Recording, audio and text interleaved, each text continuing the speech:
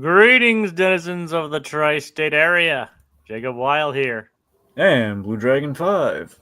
And Dragon, I know what we're gonna do today. We're gonna activate the Recap-inator and discuss my favorite cartoon, Phineas and Ferb. That's right, in honor of the 15th anniversary and in preparation for the upcoming revival, I'm guiding Blue Dragon 5 here through the series, printing his reactions, watching it for the first time, and reliving my summer memories throughout the years. Today's episodes, Thanks But No Thanks, and Troy's Story. So, here we first episode is really a Carl-focused episode, or one that we haven't had in a while, right, Dragon? That's right. So Carl's feeling a bit underappreciated, so he kind of pressures Monty. So, Dragon, what are your thoughts on Thanks But No Thanks? I think 2 out of our 3 plots worked. I mean, so yeah, I'm obviously referring to the whole pyramid thing, the neighbor lady, and obviously Carl trying to get a thank you out of Major Monogram. Yes, those are the 3 plot lines. So I'm gonna guess the 2 that work for you.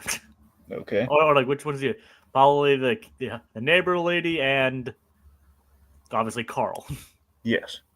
Yeah. So I wasn't wrong. So I'm not too impressed with the actual pyramid sports, I take it.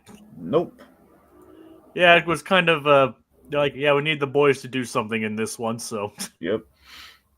so even it's not definitely, it's like, and it's just, wouldn't even be something, it's not even really anything bust worthy, is it? Just, they're just doing things but in pyramids.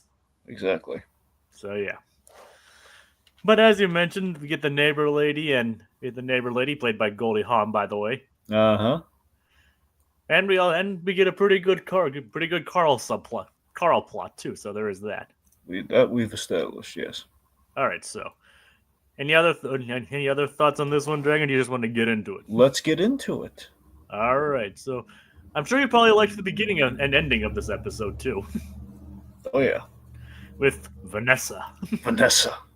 We've been getting a lot of Vanessas lately, huh? Of course, Ferb is saying, "Why have you been unfaithful to me, Vanessa?" It's like yep, exactly. Yep. Who is Monty? Let's just hope that Ferb doesn't have any automobiles lying around. Yeah. Well, we don't. Well, is a ride from outer space, so we know what's going to be used as the implement of murder. Yeah, you could use the afterburners. It's like, "Hello, Monty. Would you like to go for a ride?" So just stand back, just stand behind the divide, stand behind the vehicle, and He's gonna do him like Batman from Batman Returns. good. That's the non-canon gritty reboot, folks. Yes.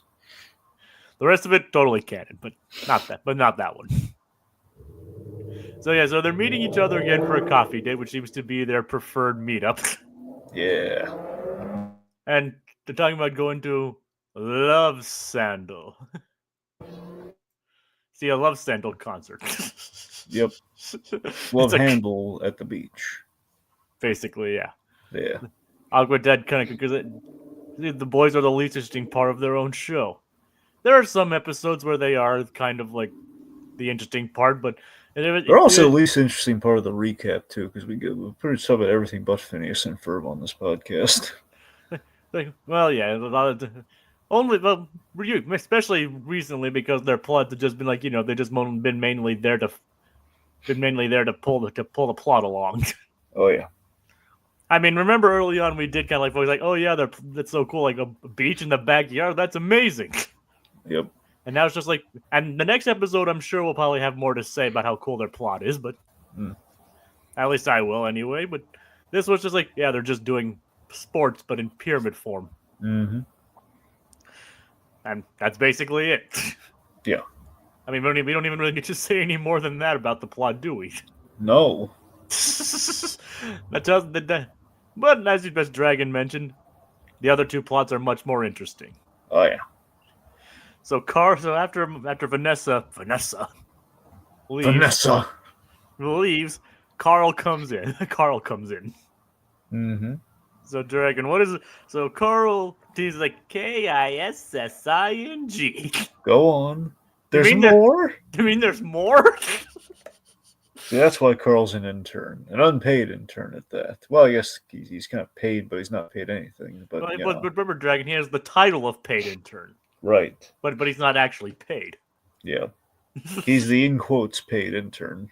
Yes. This is why he's not actually paid, because he doesn't go to bother. Of all the things Carl does, he couldn't even research the rest of the song. Like, he's the paid unpaid intern. Yes. Or the unpaid paid intern, whatever one works in that context. He's the unpaid intern. That's the double negative there. Oh wait, is he the paid intern? He's the not paid intern, or he's the not unpaid intern. Double negatives are confusing. Anyway. Yeah, we're still suffering the effects of Doofenshmirtz's double negative-inator. Yeah. Even though that wasn't even last week's episode. Last week's episode was the Marvel ones. Yep. Speaking of which, Dragon, you know something kind of weird about that episode, or at least the video. It was marked as for kids. Huh. Our previous podcasts have never been marked as for kids. Oh wow. Yeah. That's the strange thing. All right. Like nobody can comment on it or anything. Like, I don't think you can even access the live chat from that one anymore, which is weird. But okay. Yeah. So yeah. So Carl proposes an idea to Monty. It's like as a way to kind of blackmail him for not revealing to Monogram about his relationship with Vanessa. Now, we had set this up in episodes prior that Carl knew about this, and he was going to lord it over Monty, who was going to owe him, and now he's kind of coming to collect. And do you see what I mean by the little bits of continuity I keep mentioning? Continuity, bum. But yes, but you see what I mean now, right? There are little bits. Yeah, no, I get you. They're nuggets of carryover. Yep, more so than like some of the previous seasons, right? Well, yeah. So, which I think is actually pretty funny. So, and for starters, Monty comes back. Carl bringing up the whole dating Vanessa thing, and the funny thing is all right, Carl, what do you want? For Major Monogram to disown you and adopt me. Okay, what about within reason? Basically, Carl wants to thank you. It's a very thankless job working for his dad. So he just basically honestly wants to thank you. And again, Monty's like, okay, look, that's all you want, just to thank you. I can make that happen. Yeah. And well, if you can do that, I can. Very achievable goal, it would seem. Yeah, apparently it proves to be harder than it appears. Oh yeah, it's quite hilarious. I love this plot line so much. This is the highlight of the episode for us. It's the quest of getting Francis Monogram to thank Carl. It's a thumbs up from Monogram. Yep, the thumbs up from Poppy. Yeah, but in this case, someone else is Poppy. That's a Crunch New Groove reference, kids. Watch that one. Or not, it doesn't really matter. I don't know. I still love, even if it is just a rehash of the Jerk. I still really love the fact that we have Crunk in basically a version of the Jerk for Act 1 of that movie. I mean, yeah, that movie does have its moments, but I'm serious. Seriously, it's really nice when he takes pity on poor Rudy there, and it's like gives it all up just to do the right thing. God bless Patrick Warburton. He's amazing. Let's talk about Crunk's New Groove. So it starts off with and of course you get John Mahoney as Crunk's dad. Yes, the wonderful John Mahoney as Poppy himself. And we build him up, and it's the start of that movie. We have this really jaunty tune. And I always love the part where we see we recap the betrayal of Yzma, and it's anyway. Yeah. So. I mean, of course, we can talk about Emperor's New Groove and Crunk's New Groove and all day as well. So yeah. Anyway, let's get back to Phineas and Ferb. I mean, that's why we're here. I know. I mean, I mean, you like talking about the show, Dragon, obviously. No, I do. I'm just saying we get so sidetracked so often. We could easily talk about any number of things. It's just amazing that this show can like spark discussion in so many other topics. Yep. Especially when the boys have nothing to do. There's ample room for it.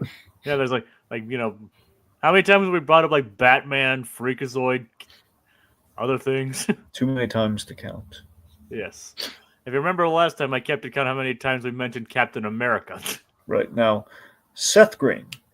Yeah. Very charming. I guess seriously, Seth Green. We undervalue how charming Seth Green can be because he's always playing. He's doing his impressions. He's playing characters. He's don't get me wrong. He's doing that well. But still, it's like Seth Green playing it straight, man. He can be a charming SOB. Is that Monty Monogram? I love him in this. Yeah, it's definitely one of his more understated roles. I mean, like obviously there's like his stuff in Robot Chicken and Family Guy, but he was also Leo in 2012 Ninja Turtles after Jason Biggs left. Yeah. And obviously he's done a lot of stuff. Nelson Nash from Batman Beyond. Batman Beyond, and also, of course, Dr. Evil's son. Scott Evil. Yep. Scotty don't. No, I still think I was reminded of this recently. I've been doing some research for an upcoming thing that might be happening. I don't know when, or that probably not this month, but hopefully soon. Doing some research on Johnny Bravo. And I was reminded, I remember this was like fun re-experiencing it. Seth Green did have a memorable cameo in Johnny Bravo, playing himself, and was the bane of Shaquille O'Neal's existence, which was priceless. Like Shaquille O'Neal was like insanely jealous of Seth Green, the tallest guy, jealous of the shortest guy. It was really funny. That is hilarious. Yeah, how does Johnny fit into this? You mean into that? Yeah. Oh, remember? So the whole premise was, you had our basketball players with Hanna-Barbera characters like backpack to them. Oh God. Like it's kind of like the baby thing, but on your back instead. So it's literally a backpack, and you had like Johnny Bravo on the back of Shaquille O'Neal, and you had Huckleberry Hound on the back of Seth Green. Oh God. Who was pretty much like intimidating Shaquille O'Neal, which is even better. Was this a season 1 or season 2 episode? No, this is like season 4. So it's not even the good season. No, well, remember though, Jacob. Okay, a lot of people forget about this. Van Parble, he came back for the 4th season. Yeah, but even then, it wasn't as well received. Well, no, I mean, look, season 1's perfect in every way. Let's be very clear about that. Okay, season 1, fantastic. Season 4. Again, if it was finding its way back, you get a sense. Again, they made the mistake of firing Particle. We're not gonna get there right now. At least, again, put a ... on it for the time being. Well, I'd still say that part, like Johnny Bravo, fared better without its creator, better than some of the other shows around that time. That's true. At least it wasn't like a nosedive. It's just again holding it shoulder to shoulder. Like again, Dexter's Lab, for example. Dexter's Lab. Not bad what we got in the interim, but nowhere near as artful and fantastic as Gendy's era. Yeah, and same with Powerpuff Girls. Mm-hmm. Like I said, Johnny Bravo, I think fared better without. I will give you that. I think Johnny Bravo, on the whole, fared a lot better than Dexter and Powerpuff Girls. At least without its creator being there. I mean, exactly. And again, nothing against the shows. Yeah, and even the shows themselves, they still they turned them out, but yeah. Was missing the spark, but Johnny Bravo still felt the most unaffected by it. So, I mean, thankfully. I mean, mainly because probably because a lot of the same staff remained outside of. Well, I wouldn't count on it, Jacob. I don't know how much of the original still. It's like we're getting sidetracked. Yeah. Anyway, so let's see. What else do we? What we have here? All right. So the coffee cup gag. So Monty and Carl, they return to Francis there. They're like, Carl, hand me those papers. And of course, Monty hands him the coffee. Oh, thank you, Monty. You stole his thank you. It's like actually, Carl's the one that got like, Carl, you should have been here sooner. So this is a wonderful mountain to climb. That okay, Monogram is just he will thank anyone and everyone with the exception of Carl. Yep. Like he basically has to literally put his life in danger in order to get Monogram to say thank you. Even then. Even then, yeah. All But right, meanwhile. so Doofenshmirtz is having a bit of a problem in his house. Yes.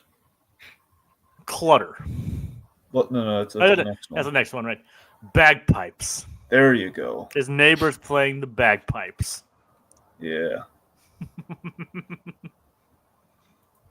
He won't stop playing at all, and he can't think. So he plans to inflate the bagpipes so they pop and he won't be able to play them anymore. I love how stupid this plan is because again he's retrofitted the Deflateinator into an Inflateinator, and he's even admitted like he's not really doing his best thinking because he can't think with all the noise. But still, it's the fact that you could just use the Deflateinator to deflate the bagpipes. Yep. Or as we'll discuss later, Perry's method. Well, that's true. That's the smarter method. But again, Doofenshmirtz. Yes, he's a genius in obviously building these amazing devices, but not so much in everything. And like the simple solution to he's basically the opposite of he's like the living antithesis of Occam's razor. So he ties the Gordian knot. That's what Doofenshmirtz says. He thinks like, okay, so I'm gonna tie it really tight. I'm gonna tie it so tight if I pull one thread, it's all gonna unravel. You just wait and see. And then it doesn't. Then he somehow gets his own fingers tied in the knot. Any minute now. Oh, it's like a Chinese finger trap. Look at that. Okay. It's like any second now. How am I gonna go to the bathroom? Yeah, so he's basically the living antithesis of Occam's razor. Yep. How many of you out there know what that means? I'm sure Dragon knows what that means. I know what that means. Thank you. I mean, that's what I'm saying. I'm sure you do, but doesn't mean everybody else does. Yeah. So, let's talk about what Candace's neighbor does. So we meet. So apparently, retroactive. We said there's a neighbor lady there the whole summer that has watched. Basically, is a fan of the exploits of Phineas and Ferb. So Candace finally has an eyewitness that can corroborate all the crazy stuff she's seen all summer, and that is the voice of Goldie Hawn. Which, by the way, recently, Goldie Hawn, she had a really nice moment at the Oscars. All right. Yeah, Andrew Garfield, he lost his mother, and they mentioned to her like in front of everyone. I hear that wonderful sentiment. Very awkwardly timed, but it's a very wonderful sentiment. So he basically tells Goldie Hawn this, how much his mother, loved Goldie Hawn, and it's a really sweet moment. And of course, Goldie Hawn just American institution, her and Kurt Russell, and they're wonderful, and everything is just this. It's like then like okay, this sweet moment. Can't talk about loss and everything, and then best animated picture. Let's just it was a very odd transition. I felt. Yep, that seems like how that works. Yep, felt like more like lifetime achievement kind of moment, or I don't know, maybe like best actress or something. But like no, best animated feature. Andrew Garfield kind of completely stole focus on that one. Oh God. I feel, but regardless. Yes, Goldie Hawn, very nice. I love the meta idea that it really feels like, oh man, it feels like Goldie Hawn watches Phineas and Ferb, and I love that idea. Yep. This is like her only act. It was like her first acting credit in like 10 years, and she hasn't been in anything since this episode either. I don't think. Well, she has. I mean, I don't think she was anything before this point. I don't think. Well, yeah, not before this point, but after this point, yeah. Yeah.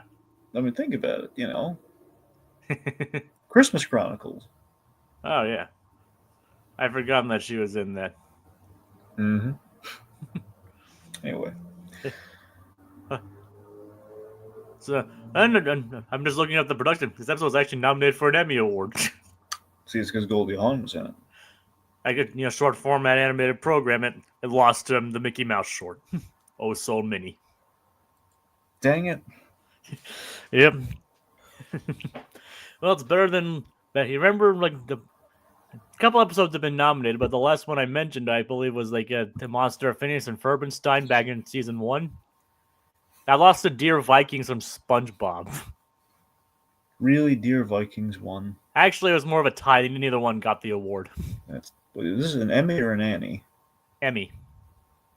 Like, like the creative arts. No, I just wanted to make sure. Yeah, for outstanding short format animated program. Eh. Instead of like the full length animated program. No, I get you. But apparently they didn't think that was better than Dear Vikings, or neither one was better than the other, so neither one got the award. All right. Which is stupid. Oh yeah. I didn't mind her losing to a Paul Rudish Mickey Mouse short. Yeah, Paul Rudish Mickey Mouse short. That's what I'm saying. It's at least if you're gonna lose to something, but lose to something of quality. Yeah. And the Mickey Mouse shorts, I'd say, are quality. Well, sure, not my taste, but they're good. They're quality.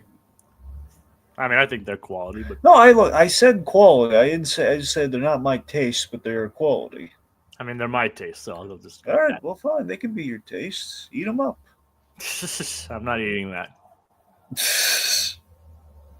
I don't eat. You can't eat cartoons, Dragon.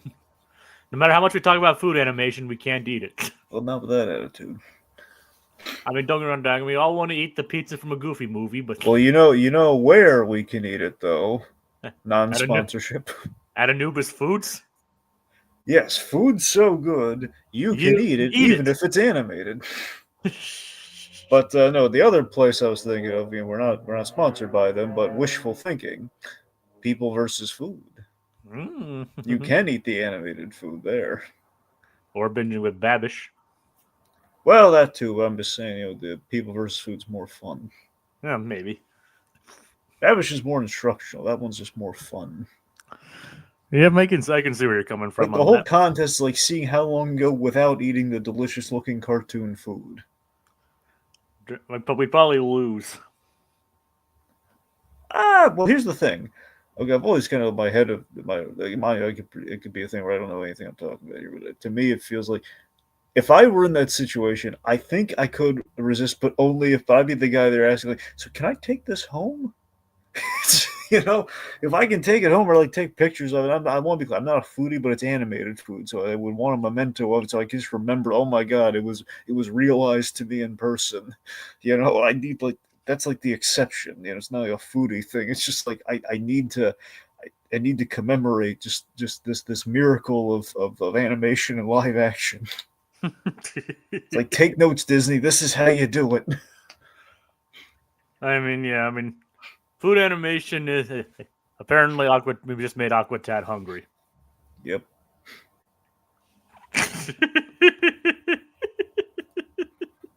we have a knack for that. Yep. Or a snack for that, but Yeah, basically.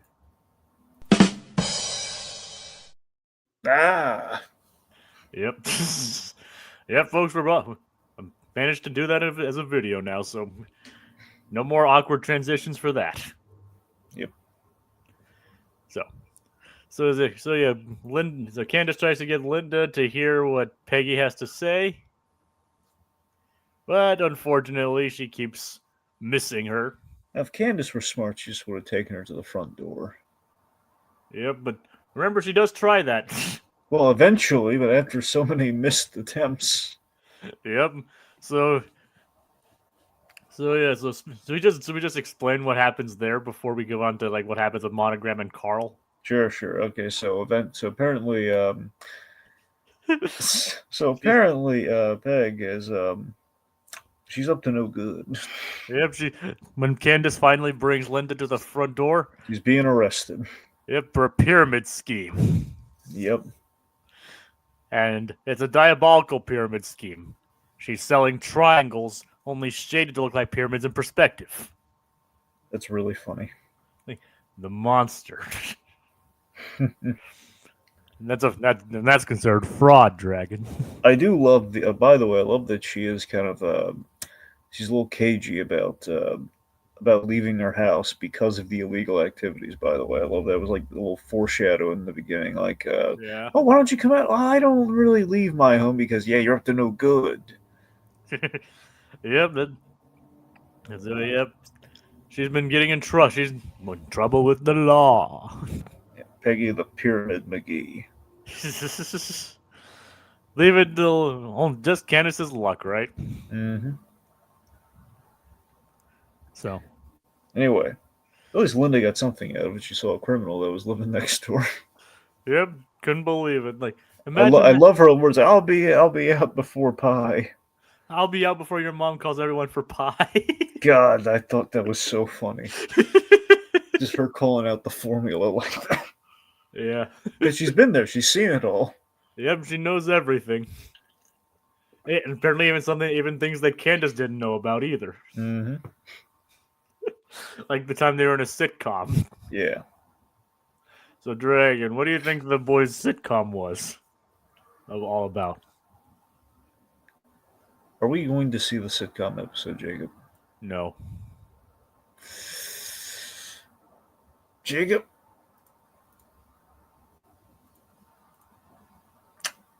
Dan. Swampy. Really? Just really? You're gonna dangle something? Look, I know Candace wasn't there for it, but even if you're gonna do that, I mean, either let us see the sitcom and just Candace wasn't part of the episode, or here's an idea because things are out of order at times. I know you're building on continuity, but still, it's like of all the lines, of all the things the boys have done, why throw a sitcom at us when we're going to have no payoff whatsoever?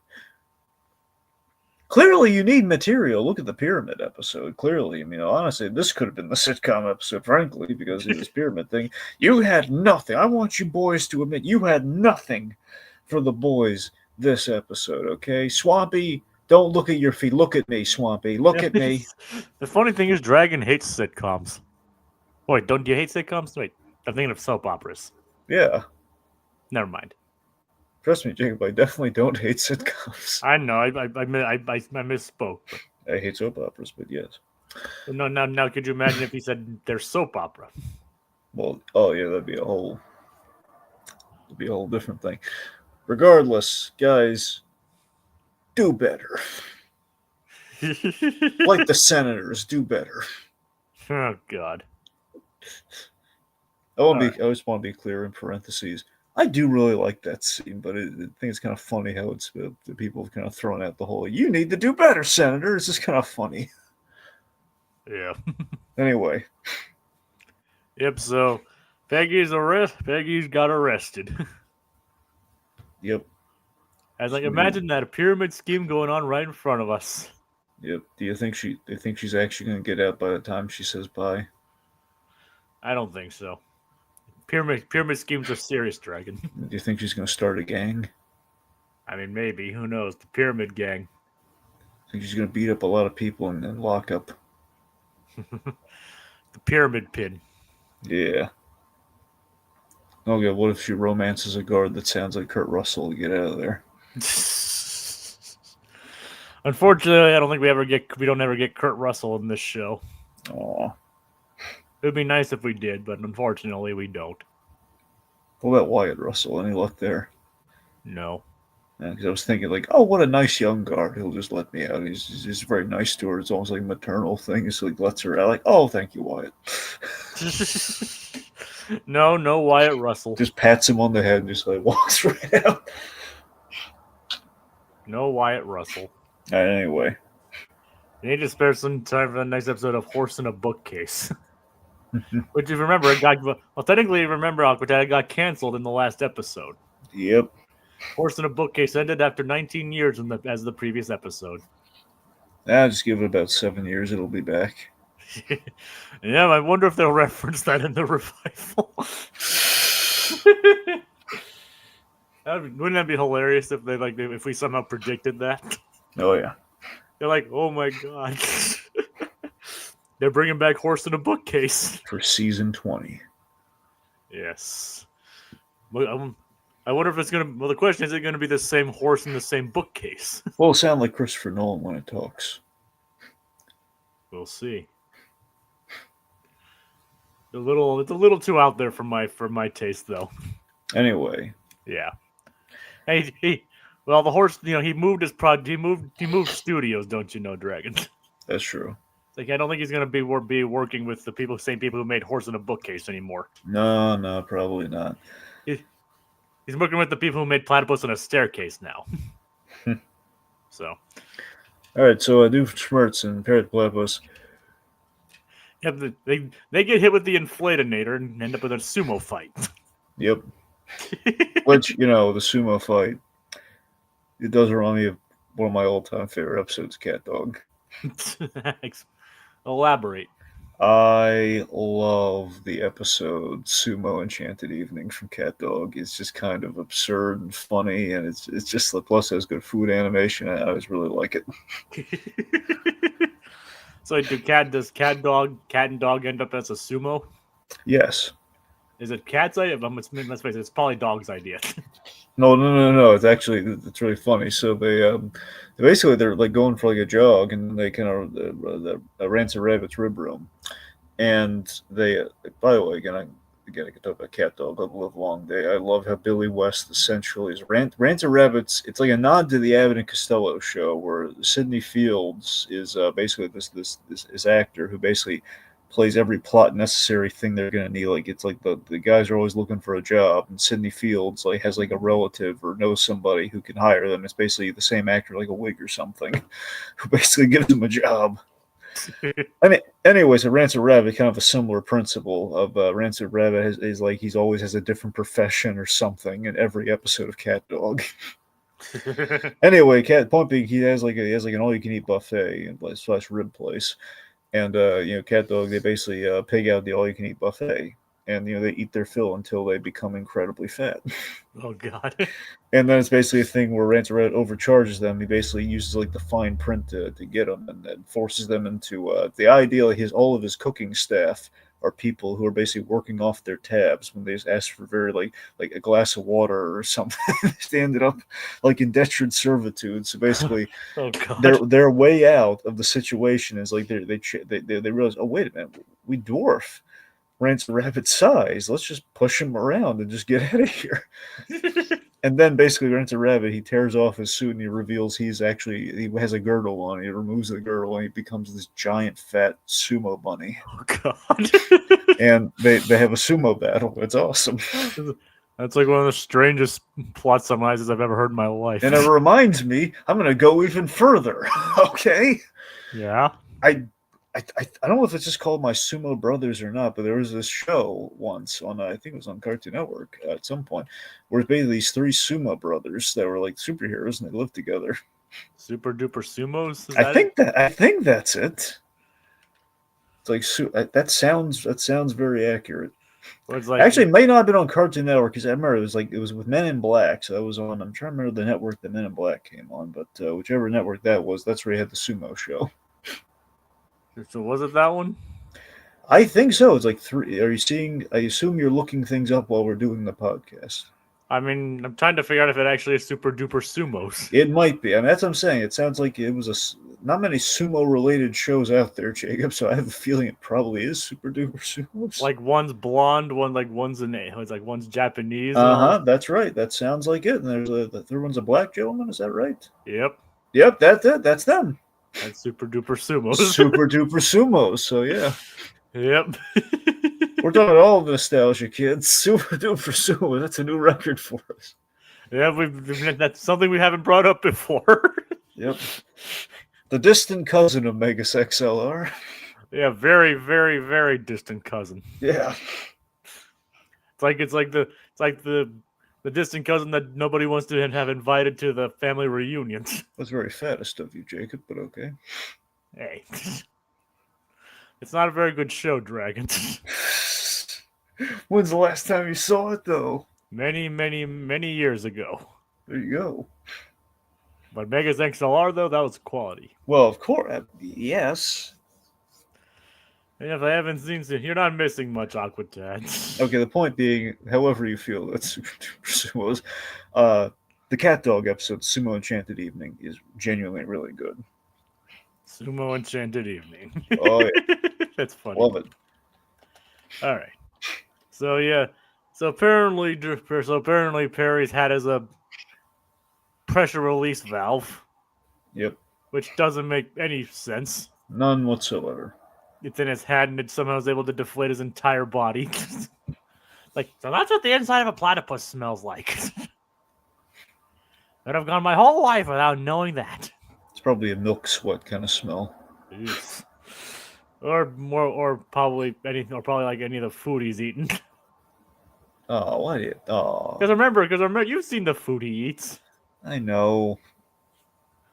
Like, ugh, it's gross. Yeah. So yeah, it's like, so Perry comes up with an idea on how to silence the bagpipes once and for all. What does he do, Dragon? Well, he pulls out a sniper rifle and he shoots the he shoots the bagpipes. Yes, but Possibly the man using the bagpipes, but basically shoots the bagpipes because it's a crime against nature. But in all seriousness, he just like whistles and tells the guy to shh. It's like, Yeah. oh, I didn't know I was bothering you. Now stop. Simple solution. Yep. So yeah, that's exactly what. So yeah. All right, back to the important plot. Yep. So we go to so basically, Monty gets his father to take Carl along with him to a lunch at Alfonso's. Yep. Where the chef was played by Gordon Ramsay. I did not know that was Gordon Ramsay. That's awesome. Yep, that's Gordon Ramsay. That explains the joke at the end where he's yelling at he's about to fire a member of the staff. Like, that's Gordon Ramsay. Yep, that's him. It makes sense. Like, do you think he actually liked the show? I think his kids wanted to be on it.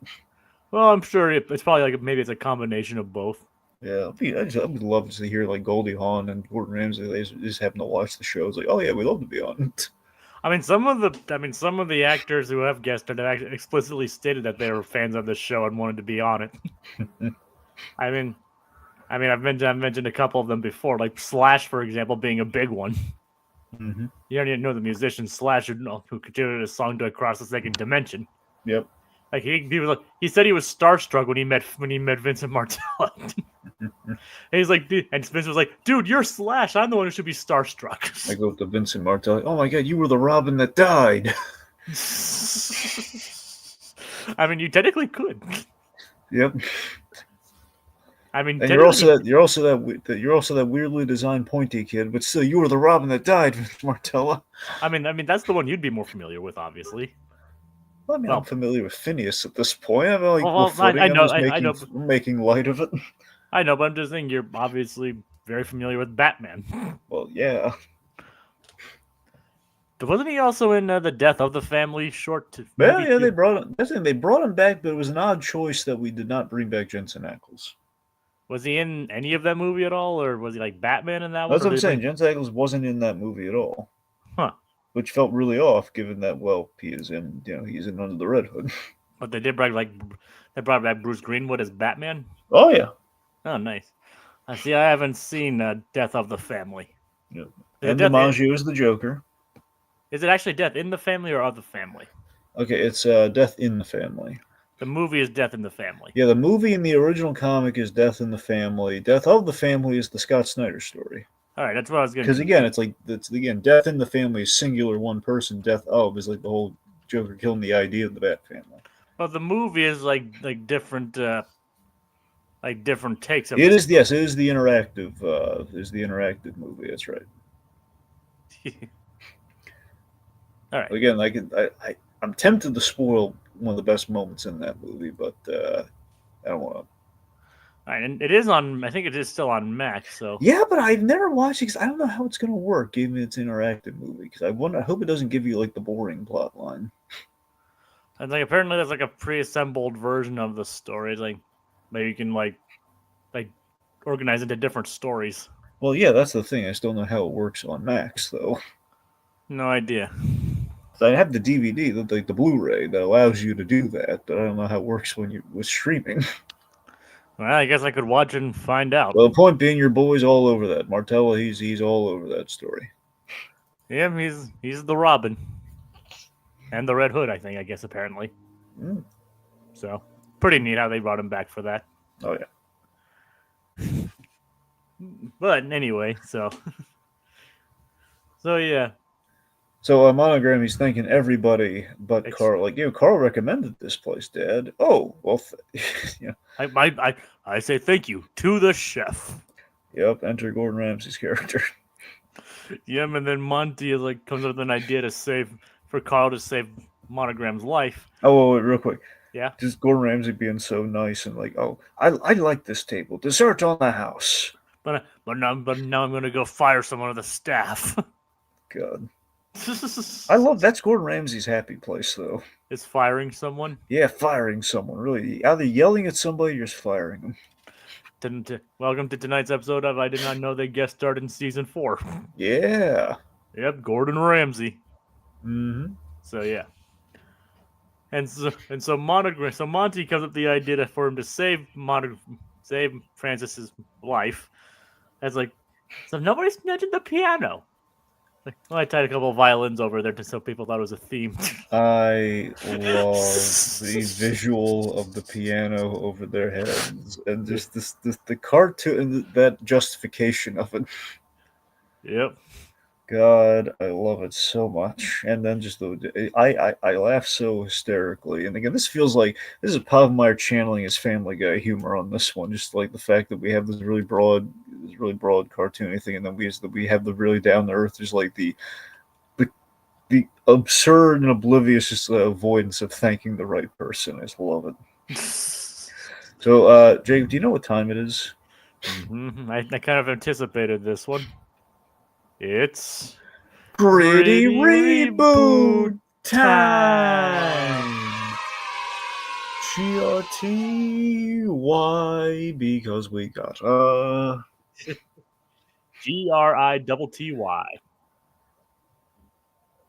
Yeah. I try to make a little jingle. Yeah, I don't know. We might be polished out a little bit, but still. GRITTY. GRITTY. Pretty reboot time. I mean, that's what I said the first time anyway. Well, I know. I'm just trying to make it more musical, but yeah. It's a work in progress. Yep. So, anyway. So Monogram got crushed by a piano. Pretty much, but it's more so the hauntingness of like Monty. He planned this, so he accidentally killed his father and Carl. Maybe he crippled Carl and killed his father. It's like, Carl, why didn't you push him faster? I had weak little arms. Oh, the pain. Why am I still alive? Oh, the pain. Dragon, I have an idea. It's a gritty reboot, dang it, Carl. Gritty reboot, dang it, Carl. Yep. See? Okay, so which Carl would absolutely be able to pull off this plan? Definitely Beaumont. Yep. Beaumont would pull us off without any question. Which Carl would absolutely botch it? Weezer. Maybe the Minion. Minion, yeah, that would probably be it too. I mean, I think Carl's followed instructions before. There have been stumbling blocks, but he usually pulls it off. Yep. Anyway, Monty didn't anticipate that his father would be flat. Jacob. Aha! See, that's why I anticipated that one. Yep. So yeah. Combat Carl definitely wouldn't be able to pull it off. Well, he's a toy. Yeah, that's why I said he wouldn't. Yep.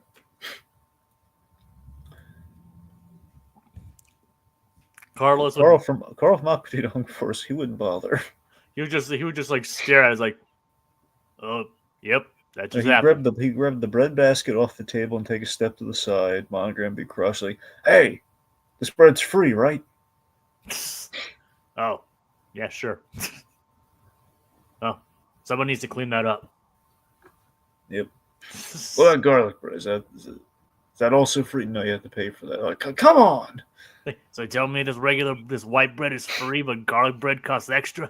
Sir, your friend has been crushed by a piano. Don't change the subject. Like, this garlic bread saved my life. You tell me it can't be free? Anyway. So, let's see. Anyway, but yeah, so it's the piano just either just they're both goners or Carl just somehow mangled it, or one of them is just gravely injured. Monty is living with the haunting consequences. He's basically he's crying to Vanessa. It's like, Vanessa, you don't understand. I just I've seen this so many times. Really, you killed your own father? Wow, that. I don't know why I'm attracted to that. That's kind of interesting. Like, considering how many times her That's father, that's so evil, Monty. Wow. Look considering at how many, you. and especially considering how many times her father's been killed. Yep. Monty, you should change your last name to Evil. Monty Evil. Yeah. Why would I change my last name to Evil? Shh. Just try it. I don't know, Vanessa. Doesn't sound right. Monty Please, Evil. please for me. And she kind of cuddles up to him. Oh, all right. I'm evil. Yay. Hey. Monty Evil. Yep. And Doofenshmirtz is like welcoming. He's like, there's my new favorite future son-in-law. Come here. You crushed Francis with a piano. My kind of guy. He did it. You got some styles. No, later. We'll work on that. I'll show you. Let's go do some R&D together. I'll show you what I got cooking. But yeah, you're really evil. Kill your own father. Don't give my Vanessa any ideas. But yeah, you're pretty cool. It's like even I didn't kill my own father. No, I just like a garden gnome for him. That's what I did. but you just did killed him. Let's go to lunch. Not under a piano, but let's go to lunch. I'd like to hear your ideas.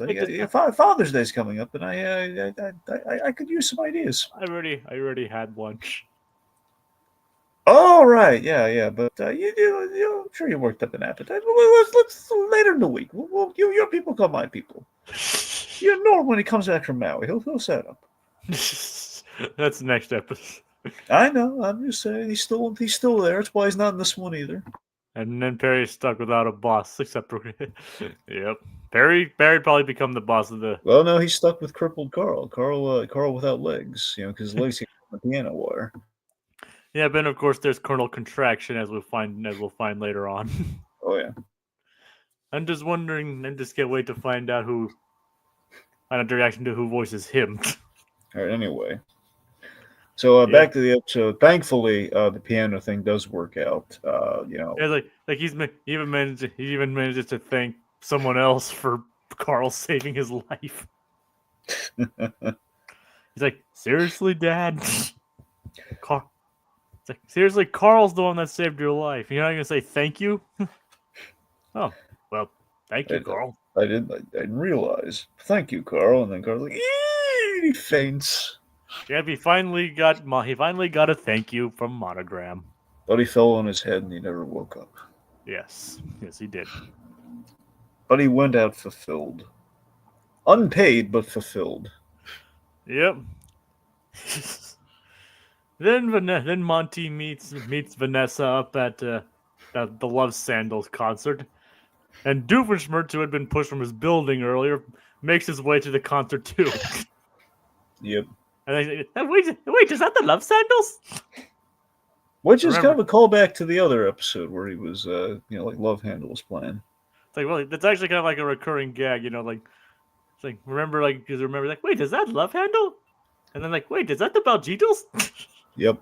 Is he ever gonna find out that they're an item? I don't think he noticed. I'm saying, eventually, I really think he'd be cool with it. I really do. I think he'd be fine with it. Well, you'll see. All right. And of course, he's like, "Hey, watch where you're hey, watch the hands, lady." Someone's getting fresh with Doofenshmirtz. Oh boy. Well, he is. He's. I don't know. He's all bubble at this point. Yeah, but that doesn't mean somebody's not getting fresh with him, though. Well, ladies like a bubble butt, apparently. He's at that point. He's more bubble than butt. That's what I mean. Like he's like 80% bubble, 20% butt. Exactly. Oh God. Yeah. Meanwhile, triangles. Yes, Phineas is also a triangle. So is he in on the scheme too? I think so. I think he's the kingpin of this operation. Do you think he supplied Peggy with the triangles? Absolutely. I think he took a series of kind of like headshots, aka kind of selfies and headshots, and he basically, here's your model. So he is the supplier of the I triangles. absolutely think that. I think Phineas is. I think he ruined this poor old lady's life. I think he gave her a criminal enterprise. Like, you need money. You're our biggest fan. You know we can do. Sell these triangles and call them official Phineas and Ferb merchandise. Yep. But and then just sell them as pyramids. We'll call it a pyramid scheme because everything's better with pyramids.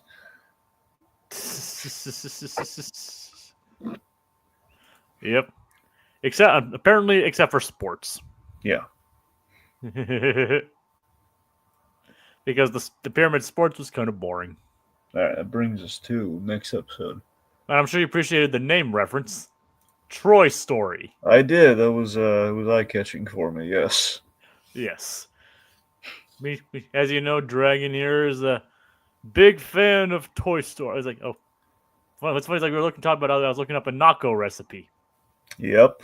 Oh, the Nako. Oh yeah. Good stuff.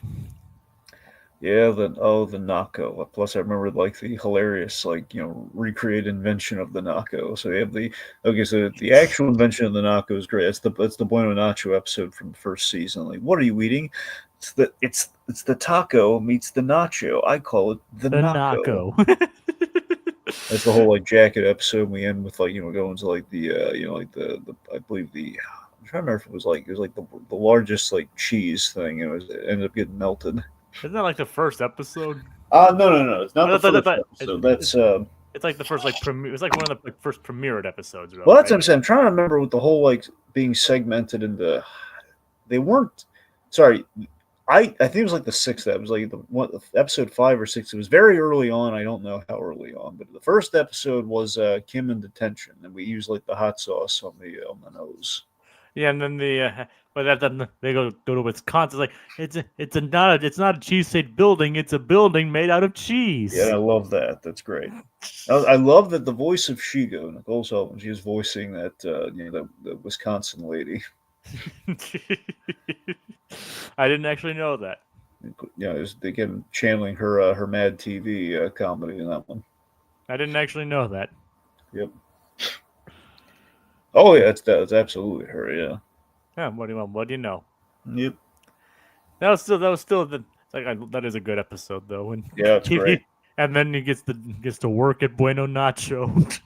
Yep, and he's like he didn't want to do it. Kim signed him up. It'll be fun. You're doing the puppy dog pat, aren't you? And then of course he excels at it. I love it when Ron excels at things, and Kim kind of struggles with it because it makes her human. And one of my seriously, I've mentioned this before.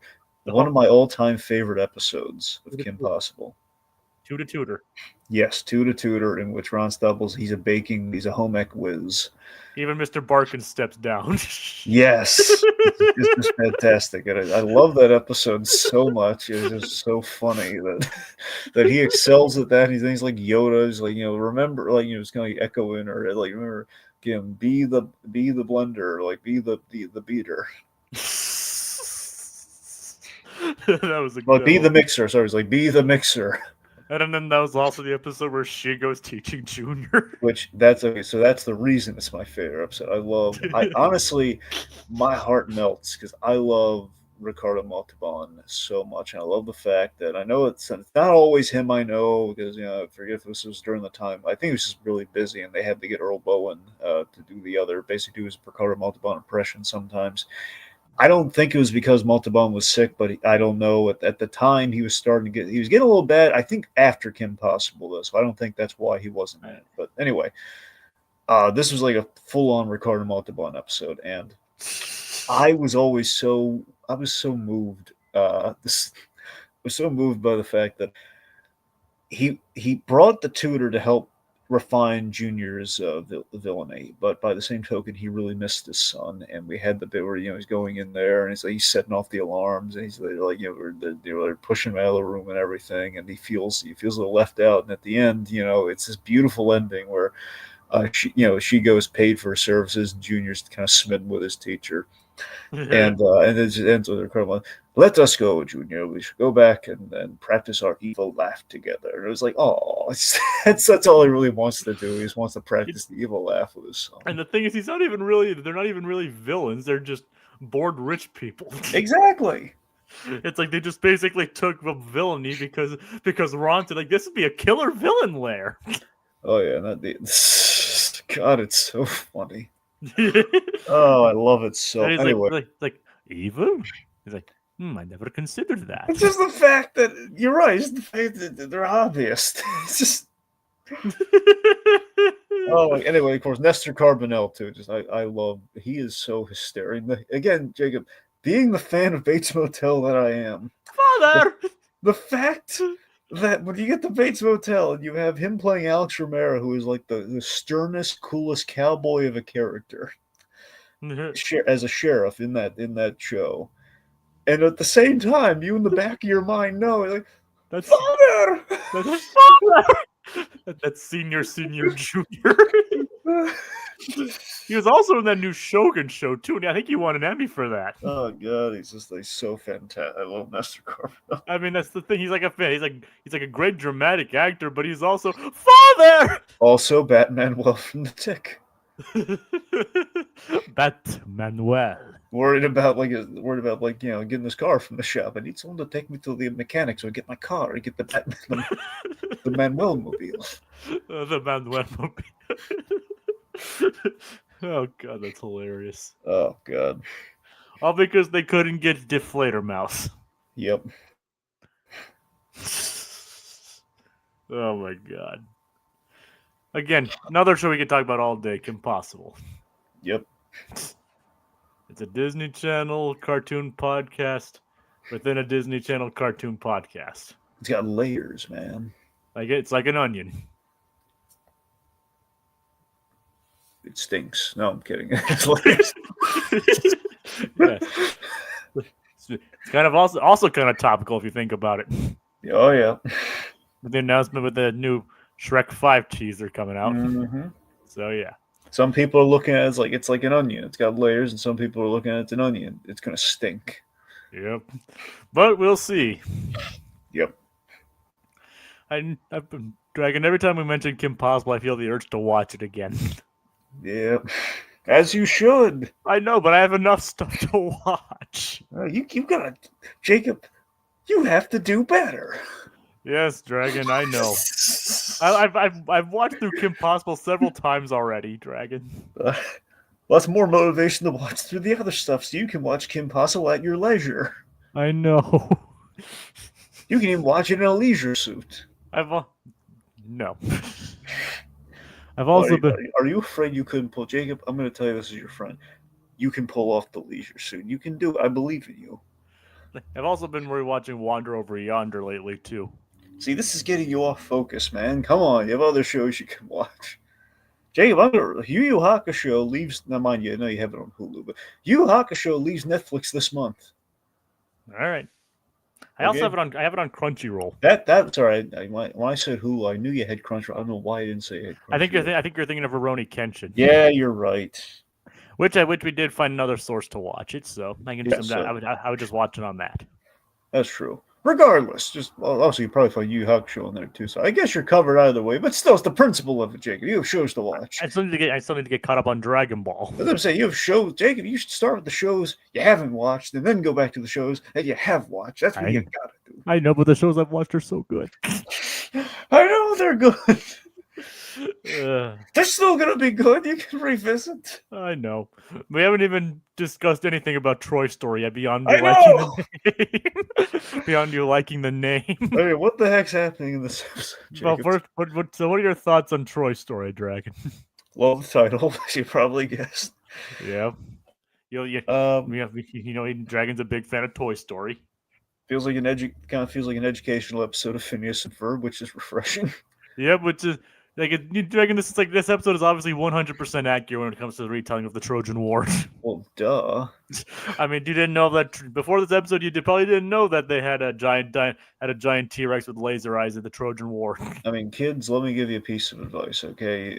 Like they give you the big heavy books at school, okay? You don't return them instantly. Here's what you want to do, okay? You want to watch Phineas and Ferb and Time Squad, and you'll be right as rain. There'll be never a quiz you're gonna fail. Historically accurate to the T. Yeah, but giant T-Rex, wooden T-Rex with laser eyes. Well, yeah, I mean that's admittedly we didn't know if he may or may not have had laser eyes, but we did have a giant wooden T-Rex. But for real, the funny thing is, in reality, the ancient Greeks had no idea dinosaurs existed. But they were really good at guessing, Jacob. Yes, they were. They didn't call it dino. They didn't call it a T-Rex, but they signed a different letter and a different shorthand. I guess they did. Reptilius Maximus, Yeah.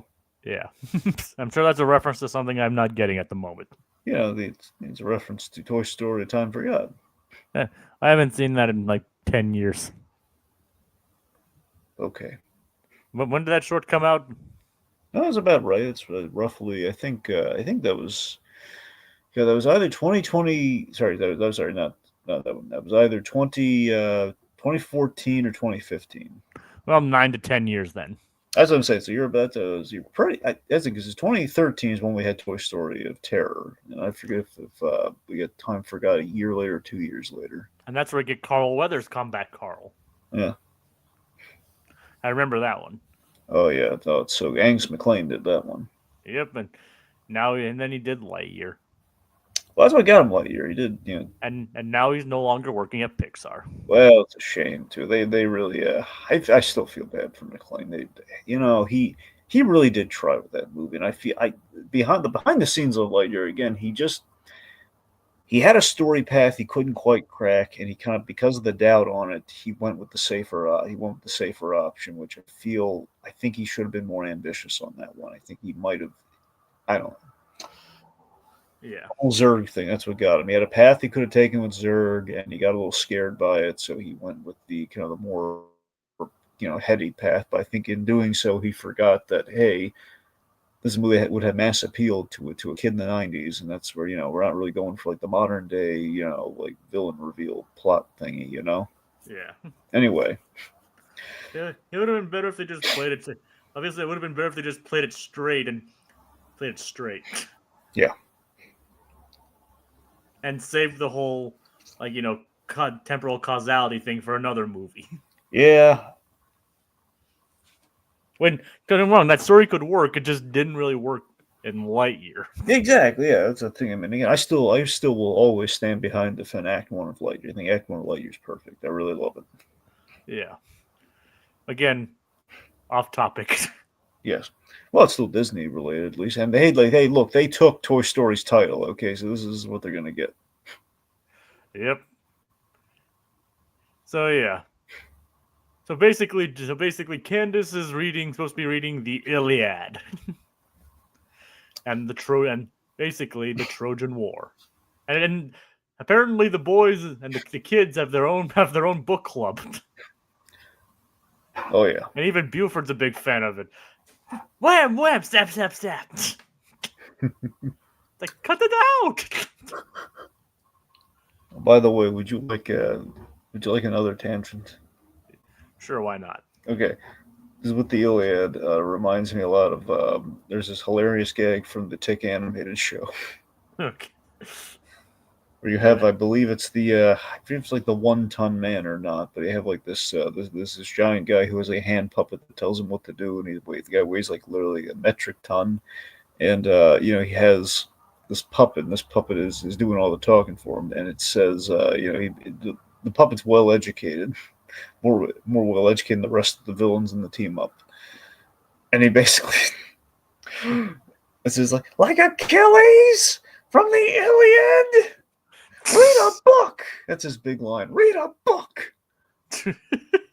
It's just this hysterical prize where they're all just complete you have if memory serves, you have the Joseph Stalin in that episode, the clone of Joseph Stalin or something in that episode, and he's just completely lost on historical reference. Achilles, the alien, read a book. That's Anyway, funny. just want to throw in there because so rarely do I get to draw a connection to the Iliad. Yeah, that is kind of funny. The funny thing is, I've actually been listening to something about the Odyssey, something based in the Odyssey. Well, yeah, because they get the Nolan movie around the corner. Well, it's not that. It's this thing called Epic the Musical. Oh, It's basically this something that's thesis that this guy I'm trying to look up his name, Jorge. Hold on, Jorge Rivera Harans. It's he put together a bunch of people, and basically it's a sung through musical theater style retelling of the Odyssey. It's actually really cool. Huh. I highly recommend people check it out. It sounds like a legit musical theater production. okay. And it's told in different sagas. Each album only has 3 or 4, 3 to 5 songs on it, and it's told in different sagas. The entire thing takes only 2 2.25 hours to complete. So it's actually really neat. So it's just kind of funny how we kind of ended up on Troy Story this week. But it's yeah, Buford. Surprisingly, Buford's into it, probably because of all the wham wham stab stab stab stuff. Oh yeah.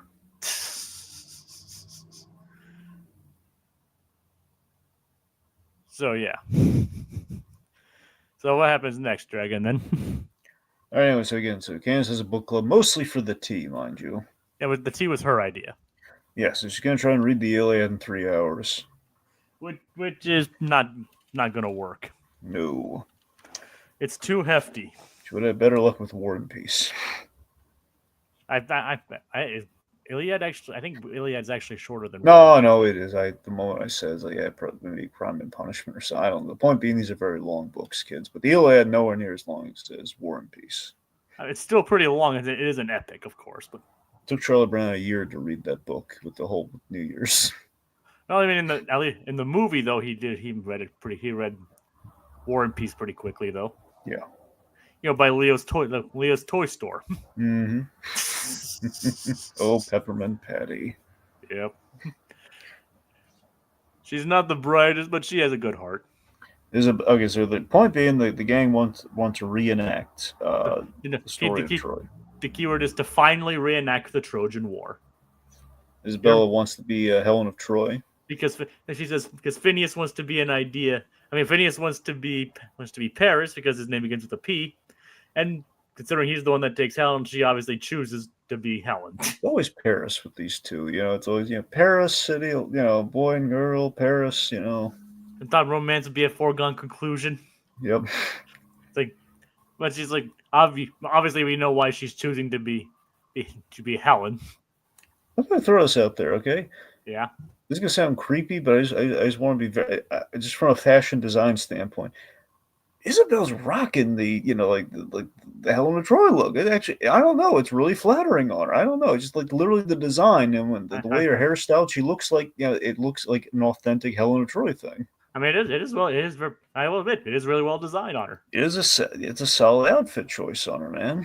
Yeah, but it's not something she should wear all the time. But for a costume party, yeah, that's what I'm saying. For the costume party in representing that character, I was really, man, we really hit the costumes on all these guys here. Yep. For a short episode, yeah, they kind of really did good on the designs and their temporary costumes. Oh yeah. So yeah, it's she's obviously joining Phineas because she wants to be Phineas's, and she comes up which is my name begins with I, which is right after H. Yeah. All right, let's see. So Ferb is on Team Buford. Yep. Using some strategy there. There's a whole reason. We found out why he wants Ferb to be on his team, which is great. Yep. And of course, animated me bringing baklava. Yep, I was. Think about that scene from Aladdin when you showed up. How about a little more baklava? If I love that, that's okay. He's on. You made the cut, Jacob. Yep. Welcome to the Greek army. They put you in a toga. Yes. Like, you know who else history and historical reenactments? Hey, where's your dad? Which I thought was funny. Oh yeah. So the mirror, kind of Alice in Wonderland entrance, very trippy. Yep. Including all kinds of strange creatures, including like the Jabberwocky, I don't even know how to begin half the things that he sees. Pretty free. Saw the rabbit. We saw like I think the playing cards. Yep. And if you notice, even the scene is like flipped from its usual perspective. Yeah, it was like heady, just him walking into that mirror. Yep. The Flynn Fletcher family apparently has a very strange mirror in their possession. Or at least the antique shop does. So where do you think they got that mirror? Across the second dimension. Yeah. Or from the Carroll estate. Well, probably. Yeah. So the problem is their Agent P is going in to find out what happened to the CR unit. Team Cockroach. Yes. I love the idea Alka has like a spin-off, like kind of like a different division, and they're wearing different hats. They're wearing like army helmets instead of like fedoras. I mean, they don't make fedoras that big, Dragon. True. You know, they make army hats that small, but not fedoras. I mean, give it the program. Yeah. And if you think about it, we never see the cockroaches for the rest of the episode.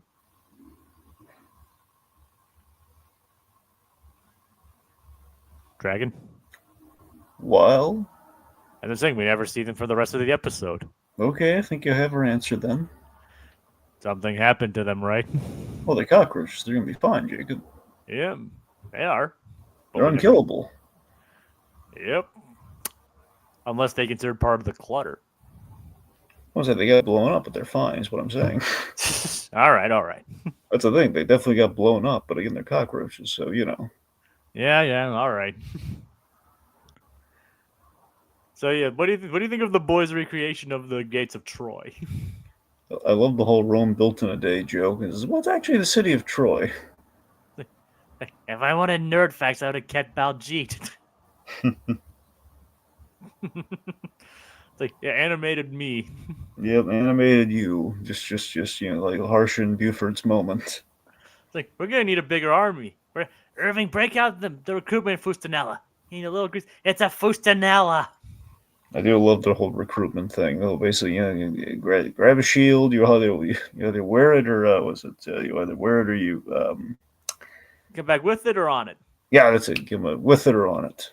Come back with it or on it. And of course they come with a kid like the Dimitri Papa Nicholas, and he experienced being Greek. Actually, I am Greek. Perfect. It's like, I don't want your life story. Grab a shield. Irving, go get some more baklava. Come back with it or on it. Really I'm on it. Yeah, they'll get with it. Good. Yep. So he's recruited an army. We have like the city of Troy in the backyard. Looks great, and eventually we have this cool battle, but it's a harmless battle, like with the reenactment, like they're tossing pudding instead of like hot wax or whatever, like hot metal. Yep, and all the while we get accompanied by this rockin' song about what happened with the Battle of Troy. And like the actual battle. Yep. And of course, bagpipe solo. Both episodes, funny, it's kind of strange that both episodes had bagpipes. Oh yeah. So it was a pretty fun song, wouldn't you say? Yep. So, what is that darn pharmacist up to? Oh well, nothing evil for a change. He's just trying to declutter his hideout. Yeah, but but he lost it because he lost the inator, and Norm's been in Maui for like a month. So that crap, I laughed so hard at Norm being in Maui. Yep. I love that. Norm has to go. Norm has vacation time. Yep. I think he might be exaggerating for the whole for the month things. Yeah, probably. But yeah. But the question is like, what is Norm doing in Maui? Well, he's relaxing, Jacob. Yeah, but doing what? What do you think Norm does on vacation? Well, simple. He pulls out the solar charges on vacation. He has like a little tanning, little foldable tanning tinfoil thing. And he's just basically soaking up the rays, and he's solar charging. Well, remember, he's powered by Squirrel. But that's the thing, though. I think on vacation he gives the squirrel a break. He uses the solar power. Fair enough. That's animal cruelty, otherwise. And the funny thing is, Dragon, next week we have a Norm-centric episode. Oh, good. He's gonna come back with a tan. No, well, something happens. Then things definitely get hot with Norm. I'll say that much. Oh no, does he get married? No. Okay. But I'll give you a hint at my usual closing statement. Okay. So yeah, apparently he hired someone named Doreen to help get organized, but apparently she got lost too. No, this is hilarious. Every time it's so macabre. Every time we call her Doreen, she's like dying of thirst. Lost. She's been lost for almost like days. It's like, are you out there thirsty? I never proved water. Yeah, she really stinks at this. Yep, Doofenshmirtz hired somebody and is leaving them to die in his clutter. So Dragon, what do you have to say to that?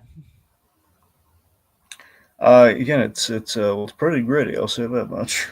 Very gritty indeed. Yeah, she's this fact that again it's basically been like 100. It's like the whole 127 hours kind of premise. Or basically, she went there to declutter, and she just got kind of trapped in this this hoarder's kind of labyrinth of clutter. And she has to cut off her own limbs to survive. Well, they're letting things shift around. Like Doofenshmirtz just kind of leans on there, like, Doreen, oh man, I'm getting winded. Let me just drink this water I have with me, and just knocks everything over. And then like her arm gets, oh, my arm's pinned. Oh look, a kitchen knife. Oh no. And it basically just like saws it off. And yeah. 127 hours there. Oh yeah. Which is, yeah, I would not want to be trapped in that position. There was a Pixar animator. I'm trying to remember. Somebody did like a parody of 127 Hours of Buzz Lightyear. It was really funny. That does sound funny. There was basically, again, with the whole detachable arm thing. That was like the gag. The fact that he's like, and he can just like, and he'd just be perfectly fine. Yeah. Oh God. It was kind of like an animation test for the new models when they were doing Toy Story 3. So yeah. Yeah, that would have come out around that time. Mm-hmm. Can you imagine what kind of role would James Franco play in a Pixar movie? Well, I mean, I think it would be non-existent, but God, really, I don't know. I think he'd be more answer. I don't think he has lead character chops for a Pixar film. All right. Yeah. No, either way, back to the story. Right. The Troy story. Troy story. Okay, so we have the famous Trojan horse gag. In this case, a Trojan platypus. Yep, which he has animated me hiding. Yep, and then you get killed. Yep. R.I.P. animated me. Yeah, Buford crushed you to death. It was like if you're just gonna crush it, why did you have me allow me my simple pleasures? Yeah. Apparently, a simple pleasure is crushing Irving with underneath the foot of a giant wooden T-Rex. We've all had that fantasy. You've imagined killing me with a T-Rex? animated you and not dead, just cartoonishly battered. All right, all right. You know, You'd be you're you're surprised. you're you're tussled. You'd be surprised what you can live through. Yeah, Yep. So the Trojan War takes a different turn with when Buford, Ferb, and Irving bring in the the giant wooden T-Rex with laser eyes and a laser mouth. Candace is like she's watching this and taking notes, thinking it'll be Yep. it'll save her time. So it's like, but that is why Buford had Ferb on his team. Yep, for the giant, awesome, laser-proof T-Rex. Yep. And apparently Phineas came prepared too with the hovering chariots. It is ridiculously cool. It is. I mean, I don't know. I can't say if it's cooler than the actual Trojan War, but it is still pretty cool, right? Yeah. Oh, absolutely.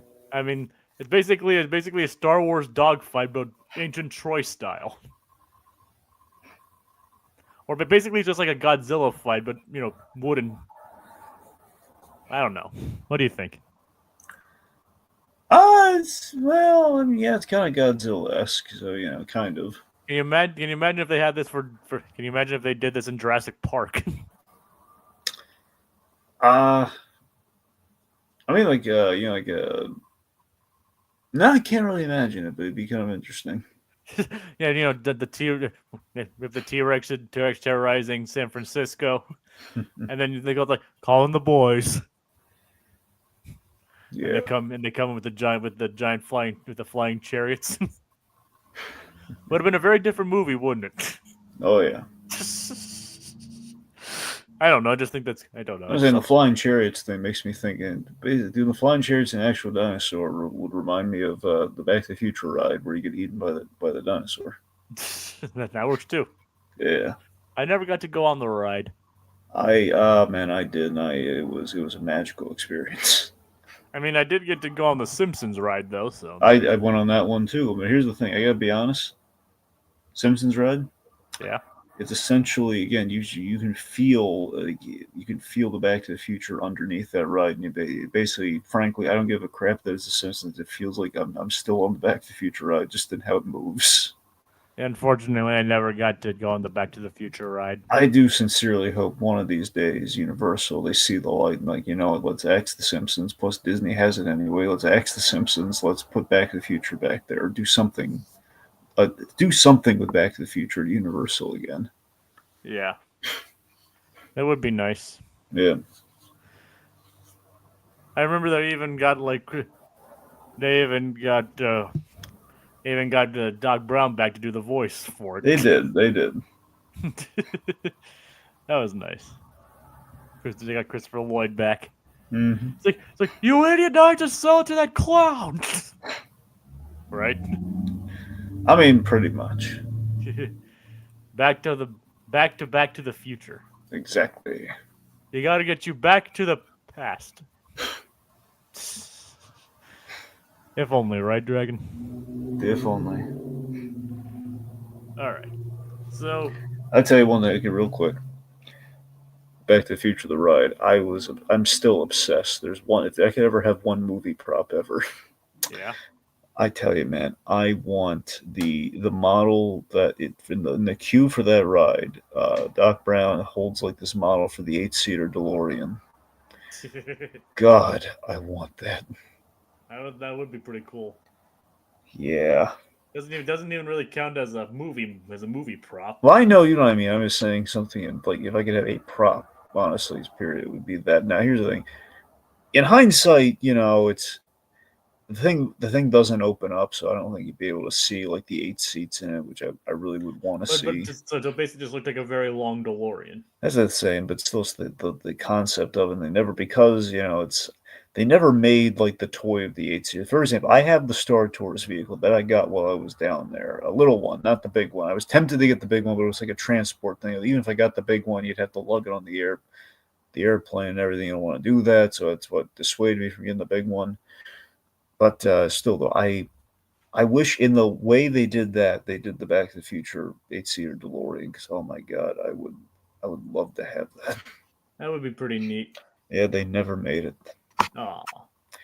Yeah, they're just the regular DeLorean, which I mean, look, I got those and those are cool, but it's just still, it's like of all the back, because we keep remaking the DeLorean, it's great, but it's like there's only like so many versions of the DeLorean. That was like the one variant of the DeLorean that was, Yeah. yeah. Universal, maybe they'll see the light one of these days again. Closest thing I ever got to is I bought this shirt a while back. Yeah. And the shirt has basically it's a Universal Studios shirt with all like the classic rides from my youth, like from Florida specifically. It's like all the rides in one, and like everything from the original stuff. And they have the at the top of the shirt you have essentially the eight-seater DeLorean. 'Cause you have people in it, so it's as close as I'm ever going to have to the eight-seater DeLorean. So I'm very happy about that. Pretty neat shirts, what I've been hearing of your collection. Oh yeah. I mean, like I said, you've been telling me a lot of your shirt collection. Oh yeah. And it sounds like, I mean, I'm kind of jealous of it. Oh, trust me, it's rather extensive and still growing. Like I said, I'm pretty jealous. I'll tell you the one I'm hunting for. I'm hunting for a quality Cartoon Network shirt. That's not easy to come by. What's on it? What's I'm saying? I can't find it. I'm trying to get one. I can't because I'm trying to get one with all the cartoons on it. Like all the classic ones? All the classic ones. I've only seen one. I've only seen two shirts with all the characters on it, and four that are button up. Unfortunately, they both are two issues. One is that it's a baseball. I like the baseball jerseys that button up. That's great too. But the problem is, it's like they're all used. Yeah. Can't get them brand new and plus. It's not even like an elitist thing. If it has to be new, it's just a matter of like it's like how much wear it has left in it. Oh yeah. The other thing is that there's one legit shirt that they did make that I could get, but it's like the color pattern kind of throws. It's the only one that actually has like a bunch of the shows. Has like Dexter, Grim and Billy are on it. Not Mandy though, which is That's just the Grim Adventures of Billy. Pretty much. You got Johnny Bravo. You got Dexter and Dee. You got I forget if the Eds made the cut or not. They might have been. I think they're on it. Courage is on it. And Mandy's like, I don't want to be part of this shirt.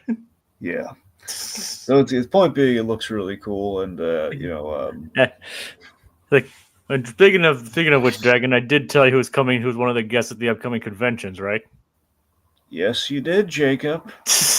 You have Great Lyle's coming to the convention in July. Yeah. Or June, I forget which one, but she'll be here in Columbus very soon. Okay. Point being, there's one. Right now, there's only like one shirt. Unfortunately, it's not even black and white like it probably should be. But it's like I'm still looking around for something really cool. Yeah, and hey, I'm allowed to be excited over that. Yeah, no, you are. Hey, you're talking about your shirts. I can talk about. Well, you asked me about my shirts. I know. I'm just saying. I'm looking forward to meeting the voice of Mandy. Mm-hmm. And Azula and a lot of other characters. Uh-huh. Someone that you've been dying to meet for yes, Jacob. Yes, for many years. Yes. And we're totally gonna do a podcast on that when I'm done. Anywho, yes. Candace. Candace is running late. And who's not in this episode until the very end? Stacy. Yes, she's not in this episode till the very end. Yep. But yes, she's running late, so she heads off. Everything gets destroyed. Right. But then they decide to go to tell Candace about what happened. So, but Doof ends up finding his Declutter-inator, right, Dragon? Mm-hmm. What happens next? Well, it explodes on its own this time. Yep. And it ends up with one shot gets fired off. The backyard's kind of a mess, and Lawrence gets hit with it. Yep. I fear the strangers to clear the clutter, the declutter. And he cleans the backyard up real good, and he earns cake, not pie. See, the adult treat is cake. I got a plate of cake that needs cleaning up. I'm your man. See, to me, that's if I were Lawrence from Fletcher, it's like that's how you know you got a good woman. She has cake ready.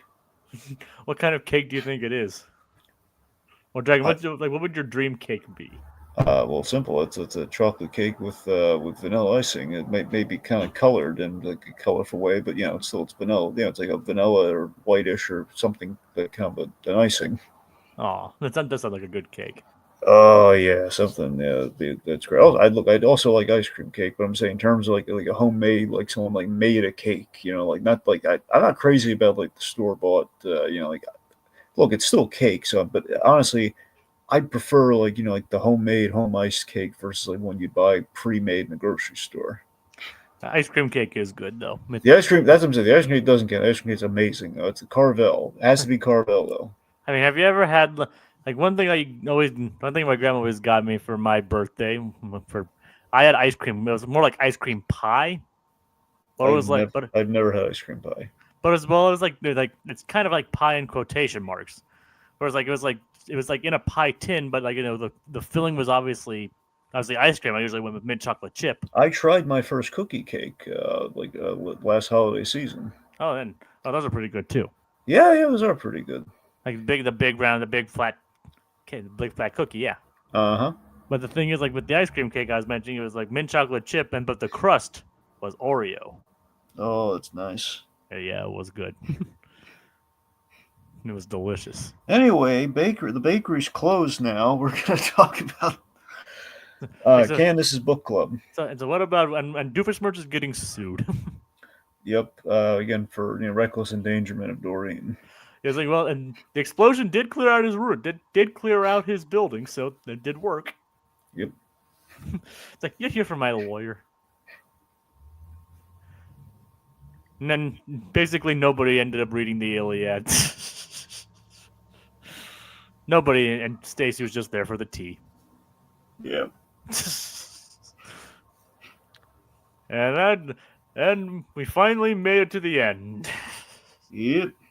Somehow we made it to the end of this, despite after all of those weird tangents that we had.